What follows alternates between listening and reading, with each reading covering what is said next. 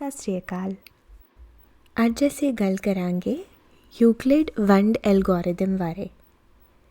ਇਹ ਐਲਗੋਰਿਦਮ ਕਿਸ ਲਈ ਕੰਮ ਆਉਂਦਾ ਹੈ? ਜਦੋਂ ਸਾਨੂੰ ਦੋ ਧਨਾਤਮਕ ਸੰਪੂਰਨ ਸੰਖਿਆਵਾਂ ਦਿੱਤੀਆਂ ਗਈਆਂ ਹੋਣ ਤਾਂ ਉਹਨਾਂ ਦਾ HCF ਪ੍ਰਾਪਤ ਕਰਨ ਲਈ ਇਹ ਕੰਮ ਆਉਂਦਾ ਹੈ। ਤੁਹਾਨੂੰ ਪਤਾ ਹੈ HCF ਹੁੰਦਾ ਹੈ ਸਭ ਤੋਂ ਵੱਡਾ ਸਾਂਝਾ ਗੁਣਨਖੰਡ। ਮੰਨ ਲਓ ਸਾਨੂੰ 48 ਅਤੇ 18 ਦਾ HCF ਪ੍ਰਾਪਤ ਕਰਨਾ ਹੈ। 48 ਦੇ ਗੁਣਨਖੰਡ ਕੀ ਨੇ? 1 2 3 4 6 8 12 16 24 ਅਤੇ 48 ਅਤੇ 18 ਦੇ ਗੁਣਨਖੰਡ ਕੀ ਨੇ? 1 2 3 6 9 ਅਤੇ 18। ਇਹਨਾਂ ਦੋਨਾਂ ਸੂਚੀਆਂ ਤੋਂ ਅਸੀਂ ਦੇਖ ਸਕਦੇ ਹਾਂ ਕਿ 48 ਅਤੇ 18 ਦੇ ਸਾਂਝੇ ਗੁਣਨਖੰਡ ਕਿਹੜੇ ਨੇ। 1 2 3 ਅਤੇ 6 ਇਹਨਾਂ ਦੋਨਾਂ ਦੇ ਗੁਣਨਖੰਡ ਨੇ ਅਤੇ ਇਹਨਾਂ 'ਚੋਂ ਸਭ ਤੋਂ ਵੱਡਾ ਕਿਹੜਾ ਹੈ? 6, ਯਾਨੀ 48 ਅਤੇ 18 ਦਾ HCF ਹੈ 6। ਸੋ ਇਹ ਤਰੀਕਾ HCF ਪ੍ਰਾਪਤ ਕਰਨ ਦਾ ਸਮਝਣ 'ਚ ਤਾਂ ਸੌਖਾ ਹੈ, ਪਰ ਇਹਦਾ ਇੱਕ ਨੁਕਸ ਹੈ ਕਿ ਤੁਹਾਨੂੰ ਸੰਖਿਆਵਾਂ ਦੇ ਸਾਰੇ ਗੁਣਨਖੰਡ ਲੱਭਣੇ ਪੈਣਗੇ ਅਤੇ ਕਈ ਸੰਖਿਆਵਾਂ ਦੇ ਗੁਣਨਖੰਡਾਂ ਦੀ ਸੰਖਿਆ 20 30 50 100 ਬਹੁਤ ਜ਼ਿਆਦਾ ਹੋ ਸਕਦੀ ਆ ਅਤੇ ਫਿਰ ਇਸ ਤਰੀਕੇ ਨੂੰ ਇਸਤੇਮਾਲ ਕਰਨ 'ਚ ਬਹੁਤ ਟਾਈਮ ਲੱਗ ਸਕਦਾ ਹੈ। ਦੂਸਰਾ ਤਰੀਕਾ ਤੁਹਾਨੂੰ ਪਤਾ ਹੋਊਗਾ ਅਪਾਹਜ ਗੁਣਨਖੰਡਨ ਨਾਲ HCF ਪ੍ਰਾਪਤ ਕਰਨ ਦਾ। ਇਹਨਾਂ ਦੋਨਾਂ ਤਰੀਕਿਆਂ 'ਚ ਜਾਂ ਤਾਂ ਤੁਹਾਨੂੰ ਸਾਰੇ ਗੁਣਨਖੰਡ ਲਿਖਣੇ ਪੈਣਗੇ ਜਾਂ ਅਪਾਹਜ ਗੁਣਨਖੰਡਨ ਕਰਨਾ ਪੈਣਾ ਹੈ ਅਤੇ ਇਹ ਮੁਸ਼ਕਿਲ ਜਾਂ ਜ਼ਿਆਦਾ ਸਮਾਂ ਲੈਣ ਵਾਲਾ ਹੋ ਸਕਦਾ ਹੈ। ਪਰ ਯੂਕਲਿਡ ਦੇ ਐਲਗੋਰਿਦਮ ਵਿੱਚ ਤੁਹਾਨੂੰ ਇਸ ਤਰ੍ਹਾਂ ਗੁਣਨਖੰਡ ਨਹੀਂ ਲੱਭਣੇ ਪੈਂਦੇ। ਚਲੋ ਦੇਖੀਏ ਵੀ ਯੂਕਲਿਡ ਦੇ ਐਲਗੋਰਿਦਮ 'ਚ ਕੀ ਕਰੀਦਾ ਹੈ। ਸਭ ਤੋਂ ਪਹਿਲਾਂ ਵੱਡੀ ਸੰਖਿਆ ਨੂੰ ਛੋਟੀ ਸੰਖਿਆ ਨਾਲ ਭਾਗ ਕਰੋ।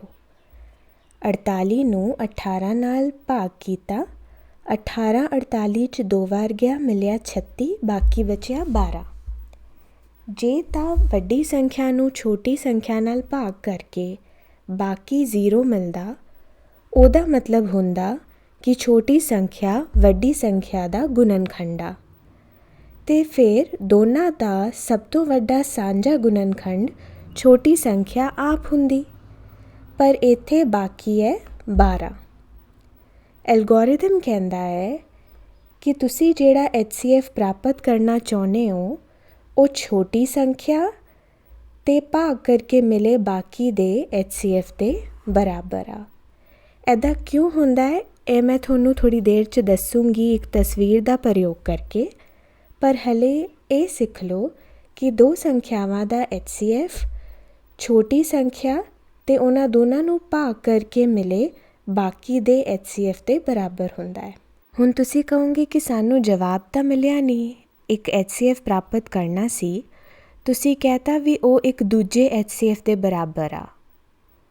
ਪਰ ਗੌਰ ਕਰੋ ਕਿ ਹੁਣ ਸਾਡੇ ਕੋਲ ਸੰਖਿਆਵਾਂ ਕੀ ਨੇ। ਪਹਿਲਾਂ ਸੀ 48 ਅਤੇ 18, 18 ਤਾਂ ਹਜੇ ਵੀ ਹੈ, ਪਰ ਹੁਣ ਉਹਦਾ HCF 12 ਨਾਲ ਪ੍ਰਾਪਤ ਕਰਨਾ ਹੈ। ਸੋ ਸਾਡੀ ਸੰਖਿਆਵਾਂ ਛੋਟੀਆਂ ਹੋ ਗਈਆਂ ਨੇ। ਸਾਡਾ ਸਵਾਲ ਥੋੜ੍ਹਾ ਜਿਹਾ ਸੌਖਾ ਹੋ ਗਿਆ ਹੈ। ਹੁਣ ਆਪਾਂ ਫਿਰ ਐਲਗੋਰਿਦਮ ਦਾ ਇਸਤੇਮਾਲ ਕਰਦੇ ਹਾਂ 18 ਅਤੇ 12 ਦਾ HCF ਪ੍ਰਾਪਤ ਕਰਨ ਲਈ, ਜੋ ਕਿ ਸਾਨੂੰ ਪਤਾ ਹੈ ਵੀ 48 ਅਤੇ 18 ਦੇ HCF ਦੇ ਬਰਾਬਰ ਆ। ਸੋ ਵੱਡੀ ਸੰਖਿਆ 18 ਨੂੰ ਛੋਟੀ ਸੰਖਿਆ 12 ਨਾਲ ਭਾਗ ਕੀਤਾ। 12 18 'ਚ ਇੱਕ ਵਾਰ ਗਿਆ, ਬਾਕੀ ਬਚਿਆ 6। ਐਲਗੋਰਿਦਮ ਅਨੁਸਾਰ 18 ਅਤੇ 12 ਦਾ HCF ਦੋਨਾਂ 'ਚੋਂ ਛੋਟੀ ਸੰਖਿਆ ਯਾਨੀ ਕਿ 12 ਅਤੇ ਬਾਕੀ ਯਾਨੀ ਕਿ 6 ਦੇ HCF ਦੇ ਬਰਾਬਰ ਆ। ਹੁਣ ਆਪਾਂ ਫਿਰ ਐਲਗੋਰਿਦਮ ਦਾ ਇਸਤੇਮਾਲ ਕਰਦੇ ਹਾਂ। 12 ਨੂੰ ਛੋਟੀ ਸੰਖਿਆ 6 ਨਾਲ ਭਾਗ ਕੀਤਾ। ਇਸ ਵਾਰੀ ਬਾਕੀ ਆ 0, ਯਾਨੀ ਕਿ 6 12 ਦਾ ਗੁਣਨਖੰਡ ਆ। ਸੋ 12 ਅਤੇ 6 ਦਾ HCF ਆ 6। ਆਪਾਂ ਪਹਿਲੇ ਪੱਗ 'ਚ ਵੇਖਿਆ ਸੀ ਵੀ 48 ਅਤੇ 18 ਦਾ HCF 18 ਅਤੇ 12 ਦਾ HCF ਆ ਅਤੇ ਇਹ ਦੋਨੇ 12 ਅਤੇ 6 ਦੇ HCF ਦੇ ਬਰਾਬਰ ਨੇ, ਜੋ ਕਿ 6 ਆ। ਇਸ ਲਈ 48 ਅਤੇ 18 ਦਾ HCF ਆ 6। ਹੁਣ ਤੁਹਾਨੂੰ ਦੱਸਦੇ ਹਾਂ HCF ਨੂੰ ਤਸਵੀਰ ਰਾਹੀਂ ਸੋਚਣ ਦਾ ਇੱਕ ਤਰੀਕਾ। ਮੰਨ ਲਓ ਕਿ ਇੱਕ ਆਇਤ ਆ ਜਿਹਦੀ ਲੰਬਾਈ ਆ 48 ਯੂਨਿਟ ਤੇ ਚੌੜਾਈ ਆ 18 ਯੂਨਿਟ। ਤੁਸੀਂ ਸੋਚ ਸਕਦੇ ਹੋ ਵੀ ਇਹ ਇੱਕ ਜ਼ਮੀਨ ਦਾ ਹਿੱਸਾ ਹੈ। ਹੁਣ ਆਪਾਂ ਇਹਦੇ ਉੱਤੇ ਟਾਈਲਾਂ ਦਾ ਫਰਸ਼ ਲਾਉਣਾ ਹੈ।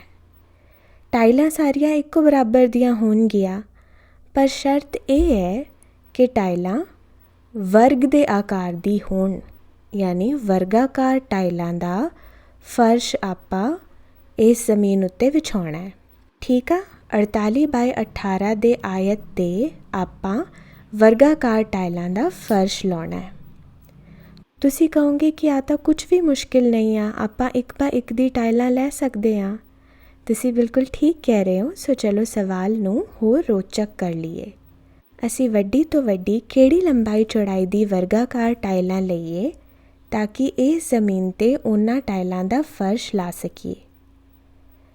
ਹੁਣ ਦੇਖੋ, ਆਇਤ ਦੀ ਚੌੜਾਈ ਆ 18 ਯੂਨਿਟ। ਜੇ ਸਾਡੀਆਂ ਵਰਗਾਕਾਰ ਟਾਈਲਾਂ ਦਾ ਫਰਸ਼ ਵਿਛੂਗਾ ਤਾਂ ਉਹਨਾਂ ਟਾਈਲਾਂ ਨੂੰ 18/18 ਦੇ ਇਸ ਵਰਗ ਨੂੰ ਵੀ ਪੂਰਾ ਢਕਣਾ ਪਊਗਾ। ਇਹ ਸਭ ਤੋਂ ਵੱਡਾ ਵਰਗ ਆ ਜੋ ਇਸ ਆਇਤ ਵਿੱਚ ਆ ਸਕਦਾ ਹੈ, ਪਰ ਇਹ ਆਪ ਸਾਰੇ ਆਇਤ ਨੂੰ ਨਹੀਂ ਢਕੂਗਾ।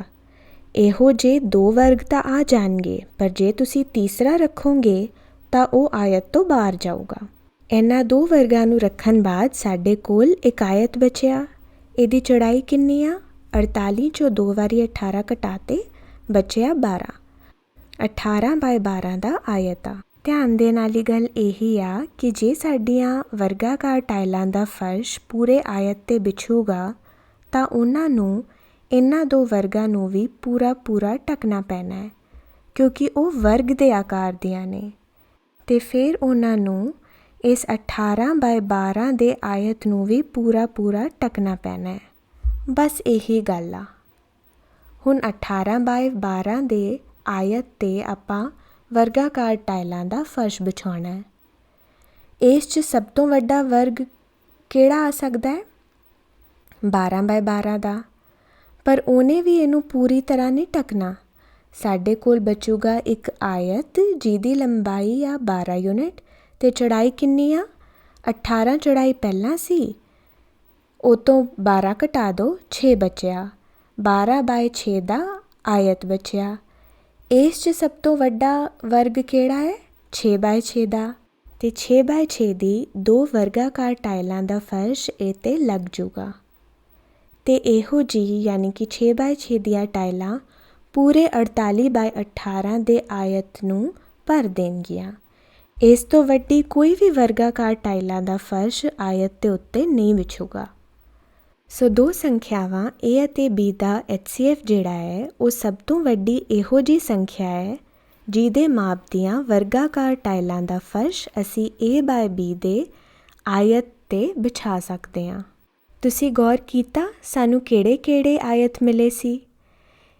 ਇੱਕ ਸੀ ਜਿਹਦੇ ਨਾਲ ਸ਼ੁਰੂ ਕੀਤਾ 48/18 ਦਾ, ਫਿਰ ਮਿਲਿਆ 18/12 ਦਾ ਅਤੇ ਫਿਰ ਮਿਲਿਆ 12/6 ਦਾ। ਇਹੀ ਸੰਖਿਆਵਾਂ ਦੇ ਜੋੜੇ ਸਾਨੂੰ ਯੂਕਲਿਡ ਦੇ ਐਲਗੋਰਿਦਮ 'ਚ ਵੀ ਮਿਲੇ ਸੀ। ਯਾਦ ਕਰੋ, ਅਸੀਂ ਪਹਿਲੇ ਪਗ 'ਚ ਕਿਹਾ ਸੀ ਵੀ 48 ਤੇ 18 ਦਾ HCF 18 ਤੇ 12 ਦੇ HCF ਦੇ ਬਰਾਬਰ ਆ, ਅਤੇ ਦੂਜੇ ਪਗ 'ਚ ਕਿਹਾ ਸੀ ਵੀ 18 ਤੇ 12 ਦਾ HCF 12 ਤੇ 6 ਦੇ HCF ਦੇ ਬਰਾਬਰ ਆ। ਬਸ ਜੀ, ਇੰਨੀ ਗੱਲ ਸੀ। ਜੇ ਵੀਡੀਓ ਵਧੀਆ ਲੱਗਿਆ ਤਾਂ ਕਮੈਂਟ ਕਰਕੇ ਦੱਸੋ ਅਸੀਂ ਤੁਹਾਡੇ ਲਈ ਹੋਰ ਕਿਹੜੇ ਟੌਪਿਕਸ 'ਤੇ ਵੀਡੀਓ ਲੈ ਕੇ ਆਈਏ। ਸਤਿ ਸ਼੍ਰੀ ਅਕਾਲ।